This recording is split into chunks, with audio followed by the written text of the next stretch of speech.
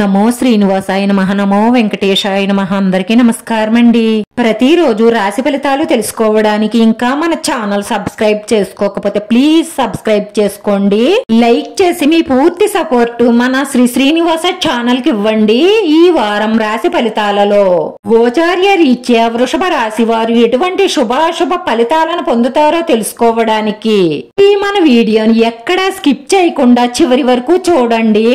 ఈ రోజు ఒక స్త్రీ మీరు చెయ్యని తప్పుకు మీ మీద నిందలు వేసే అవకాశాలు ఎక్కువగా గోచరిస్తున్నాయి కాబట్టి మీరు చాలా జాగ్రత్తగా ఉండండి.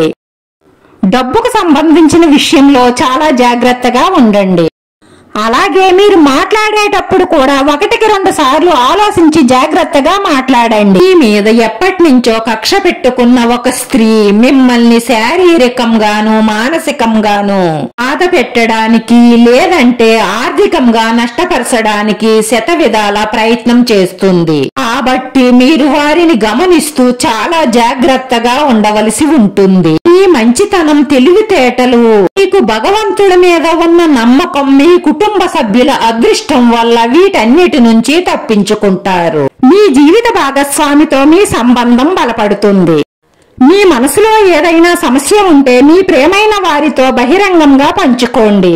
మీ మనసులో ఉన్న అన్ని ప్రశ్నలకు సమాధానం దొరుకుతుంది.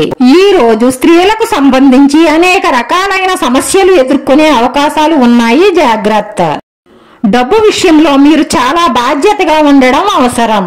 మీరు ఏదైనా చెయ్యాలి అనుకున్నప్పుడు 1-2 సార్లు ఆలోచించి ఆ పని మొదలు పెట్టడం మంచిది. ఈ రోజు ఆర్థిక విషయాలలో తెలివిగా మరియు ఆలోచనాత్మకంగా నిర్ణయం తీసుకోవడం వల్ల మంచి లాభాలను పొందుతారు. సాఫ్ట్వేర్ ఇంజనీర్లకు మంచి పదవోన్నతి లభిస్తుంది.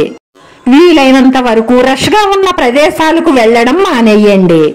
విదేశీ పర్యటనకు సిద్ధమయ్యే వారికి ఈ రోజు మంచి రోజు అవుతుంది. ఆహార పదార్థాలకు సంబంధించిన వ్యాపారాలలో మంచి లాభాలుంటాయి.